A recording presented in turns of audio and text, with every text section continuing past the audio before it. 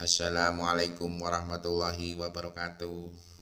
Anak-anakku, bagaimana kabarnya? Bapak berharap kalian semua selalu sehat, selalu bahagia, selalu dalam rengkuhan kasih sayang Tuhan Yang Maha Esa. Maka dari itu anak-anak, jangan lupa bersyukur. Selalu bersyukur kehadirat Tuhan Yang Maha Esa, bahwasanya kita sekarang seperti ini hanya bisa terjadi karena kemurahannya, kemurahan Tuhan Yang Maha Esa. Anak-anakku yang luar biasa, kali ini berjumpa dengan Bapak untuk pertemuan yang kedua. Untuk pertemuan yang pertama, Bapak sudah berikan sebuah video singkat mengenai kebangkitan nasional dan peristiwa Sumpah Pemuda. Saya yakin kalian sudah memutar berulang-ulang sehingga paham betul dengan makna dari video yang sudah Bapak kirimkan pada minggu yang lalu. Anak-anakku, pada saat ini Pak Arif ingin mendetailkan apa yang kemudian menjadi bahasan pada minggu yang lalu. Pergerakan nasional dan Sumpah Pemuda. Pergerakan nasional merupakan bagian dari sejarah Indonesia yang dimulai sejak lahirnya organisasi-organisasi modern sampai terbentuknya Nation State Indonesia tahun 1945. Pergerakan nasional dapat dianggap sebagai gerakan ekonomi, sosial, politik, dan kultural yang memperjelas motivasi dan orientasi aktivitas organisasi pergerakan. Latar belakang kebangkitan nasional di Indonesia, faktor eksternal. Kemenangan Jepang atas Rusia tahun 1905 yang menyadarkan dan membangkitkan bangsa-bangsa Asia untuk melawan bangsa-bangsa Barat. Munculnya paham-paham baru di Eropa dan Amerika yang masuk ke Indonesia seperti liberalisme, demokrasi, nasionalisme, dan sosialisme yang mempercepat timbulnya nasionalisme Indonesia. Kemudian, kebangkitan nasional di Asia dan Afrika. Misalnya, adanya All Indian National Congress tahun 1885 dan Gandhisme di India dan adanya gerakan Turki Muda di Turki. Sedangkan faktor internal meliputi adanya penjajahan yang mengakibatkan penderitaan rakyat, kemudian adanya kenangan akan kejayaan masa lalu. Kemudian munculnya kaum intelektual yang menjadi pemimpin pergerakan nasional. Ciri-ciri organisasi pergerakan nasional. 1. Keanggotaannya tidak didasarkan atas kelompok etnis tertentu atau kelompok suku tertentu, melainkan beberapa kelompok etnis. 2. Sebagian besar pemimpin pergerakan nasional berasal dari kalangan terdidik. 3. Organisasi-organisasi pergerakan nasional tersebut memiliki tujuan yang jelas. 4. Organisasi-organisasi pergerakan nasional memiliki paham kebangsaan atau nasionalisme. Budi Utomo didirikan pada tanggal 20 Mei 1908 atas inisiatif dari Dr. Wahidin Sudirohusodo yang kemudian disambut oleh Sutomo dan rekan-rekannya di School at Opleiding van Indische Artsen atau Stovia atau Sekolah Dokter Pribumi. Tujuan untuk mengembangkan pendidikan dan kebudayaan serta melakukan usaha peningkatan perekonomian. Berdasarkan hasil Kongres 3-5 Oktober 1908, Budi Utomo diketuai oleh Tirto Kusumo dari Karanganyar. Keanggotaan terbatas hanya suku Jawa, Bali, dan Lombok, serta hanya bergerak dalam bidang pengajaran, pendidikan, dan kebudayaan, serta tidak terlibat dalam politik praktis. Serikat Islam didirikan oleh Haji Samanhudi pada tahun 1905 di Solo dengan nama Serikat Dagang Islam, corak pergerakan agama dan ekonomi. Pada 10 September 1912 diubah menjadi Serikat Islam. Tujuan Serikat Islam untuk memajukan perdagangan, membantu pengajaran, memperbaiki pendapat yang keliru mengenai Islam, dan hidup menurut perintah Islam. Pada awalnya, Serikat Islam bersikap kooperatif dalam perjuangannya, akan tetapi setelah diketahui oleh Volksraad atau Dewan Rakyat tidak memperjuangkan kemerdekaan, maka perjuangan berubah menjadi non-kooperatif.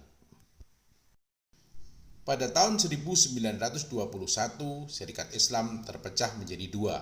Serikat Islam Putih dipimpin oleh HOS Cokro Aminoto berhaluan Islam dan Serikat Islam Merah yang berhaluan komunis dipimpin oleh Semaun dan Darsono yang kemudian mendirikan PKI, Partai Komunis Indonesia. Kemudian Serikat Islam berganti menjadi Partai Syarikat Islam Indonesia dengan Ketua Haji Agus Salim. Penambahan Indonesia menunjukkan semangat kebangsaan. Indische Partij didirikan di Bandung pada tanggal 25 Desember 1912 oleh Dr. Ernest Francois Eugen Deusdeker atau Dr. Ernest Deusdeker yang kemudian dikenal sebagai Dr. Danudirjo Setiobudi. Kemudian Dr. Cipto Mangunkusumo Suwardi Suryoningrat yang kemudian terkenal dengan nama Ki Hajar Dewantoro. Indische Partij bermaksud membangun rasa cinta dalam setiap hati orang Hindia Belanda terhadap bangsa dan tanah airnya. Cita-cita ini disebarluaskan melalui harian The Express. Organisasi kepemudaan. Yang pertama, Young Java. 7 Maret 1915 di Gedung Stovia, Jakarta, didirikan Tri Koro Darmo, Ketua Satiman Wiryo Sanjoyo, kemudian wakilnya Suradi Wongsonegoro, dan Sekretaris Sutomo. Kongres pertama di Solo tahun 1918 menghasilkan dua keputusan penting, yakni tentang lingkup keanggotaan dan nama organisasi. Nama diubah menjadi Young Java dengan tujuan membangun persatuan Jawa Raya. Kemudian Young Sumatera Nenbon didirikan 9 Desember 1917 di Gedung Volkskerktour, Jakarta oleh 150 orang pelajar Sumatera dengan cabang di Padang dan Bukit Tinggi. Tokoh utama dari JSB adalah Muhammad Hatta, Muhammad Yamin, dan Bahder Johan. Serikat Ambon, organisasi pertama Wilhelmina atau militer 1908. Ambon Studisfort 1909. Young Ambon 1918. Organisasi pertama yang berusaha mempersatukan semua organisasi Ambon adalah Serikat Ambon. Semarang, 9 Mei 1920 oleh Aceh Pati karena kegiatannya ia ditangkap pada Oktober 1920 kemudian diasingkan di Ujung Pandang, Bengkulu, Palembang, dan Flores. Baru tahun 1927 ada tokoh penggantinya yaitu Mr. Latuhan Hari di Surabaya yang menginginkan Indonesia merdeka. Perkumpulan Pemuda Sulawesi, Rukun Minahasa, Semarang 1912. Dr. Tumbeleka dan Dr. Sam Ratulangi mendirikan Young Minahasa, Jakarta 24 April 1919 sebagai reaksi dari JM, maka lahirlah Young Celebes di Jakarta 1933. Perhimpunan Pelajar-Pelajar Indonesia didirikan 1926 di Jakarta oleh mahasiswa Teknik Hogeschool Stovia Rektogeschool. Tujuannya ingin menyatukan seluruh perkumpulan pemuda. Sebab menurut P3I, persatuan merupakan senjata ampuh mengusir para penjajah. Tokohnya adalah Sugondo C, Gularso, Sumitro, Wilopo, Akagani, Amir Syarifuddin, Abu Hanifah, dan lain-lain. Organisasi ini banyak berpengaruh di Kongres Pemuda pertama dan kedua. Berikutnya adalah Pemuda Indonesia. Young Indonesia didirikan 20 Februari 1927 oleh pemuda anggota Study Club Bandung, terutama yang pernah belajar di luar negeri. Tujuannya untuk memperluas dan memperkuat ide persatuan nasional. Sejumlah cabang berhasil dibentuk di Solo, Yogyakarta, dan Jakarta. Tokohnya KRT Yosotiningrat, Yusupati, Suwaji, Subagio, Sunario, Sartono, SK, Budiarto, dan lain-lain. Pada Kongres 1 28 Desember 1928 namanya diganti dengan Pemuda Indonesia. Kongres Pemuda Para tokoh dan aktivis pergerakan pemuda, terutama dari Yongjava dan JSB yang kemudian menyebut diri Pemuda Sumatera, banyak juga yang ikut dalam politik debating club. Dalam klub ini, mereka berdiskusi tentang persaudaraan umat manusia, kemanusiaan, persamaan hak, etika, dan moralitas, dan juga tentang perdamaian dan pengingkaran kekerasan sebagai alat penyelesaian. Kongres Pemuda pertama 30 April sampai 2 Mei 1926. Kongres Pemuda pertama ini dilaksanakan di Batavia atau Jakarta. Kongres Pemuda pertama dilaksanakan dari tanggal 30 April sampai dengan 2 Mei 1926. Kongres Pemuda pertama diketuai oleh Muhammad Tabrani. Kongres ini bertujuan untuk memajukan persatuan kebangsaan dan mengeratkan hubungan sesama organisasi pemuda. Berbagai masalah akademis dibicarakan untuk mencari dasar-dasar yang bisa mempersatukan tentang adat istiadat, kedudukan perempuan, dan bahasa. Hasil dari kongres ini adalah dilaksanakannya Kongres Pemuda kedua. Kongres Pemuda kedua diselenggarakan pada tanggal 27 sampai 28 Oktober 1928. Ketua Kongres Pemuda kedua adalah Sugondo Joyo Puspito dari PPPI dan wakilnya Joko Marsaid dari Yongjava. Penyelenggaraan Kongres Pemuda hari pertama di Gedung Katolik Jongelingen Bonn atau Gedung Pemuda Katolik. Hari kedua di Gedung Ostjava, sekarang di Medan Merdeka Utara nomor 14. Kongres Pemuda kedua menghasilkan sebuah sumpah yang lebih dikenal dengan Sumpah Pemuda.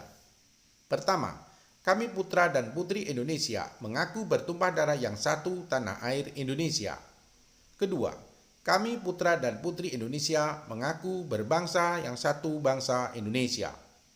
Ketiga, kami putra dan putri Indonesia menjunjung bahasa persatuan bahasa Indonesia. Dalam peristiwa Sumpah Pemuda yang bersejarah tersebut, diperdengarkan lagu kebangsaan Indonesia untuk yang pertama kali yang diciptakan oleh Wage Rudolf Supratman. Setelah itu, secara berturut-turut perkumpulan-perkumpulan pemuda mengadakan kongres pembubaran diri mereka masing-masing. Yongjava pada tanggal 27 Desember 1929, PPPI pada tanggal 30 Desember 1929, Yongselebes 15 Maret 1930, dan JSB pada tanggal 23 Maret 1930. Makna Sumpah Pemuda dalam perjuangan Indonesia. Pertama, peristiwa ini adalah pernyataan akan keharusan kontinuitas dalam perkembangan nasionalisme yang mengatasi ikatan etnis, daerah, agama, dan sebagainya. Kedua, seketika kata Indonesia disebut secara tegas, maka di waktu itu pula tekad ke arah kemerdekaan bangsa telah dijadikan sebagai landasan cita-cita. Ketiga, seketika Sumpah Pemuda dipatrikan, maka jalan kembali ke situasi lama secara konseptual dan ideologis telah tertutup rapi.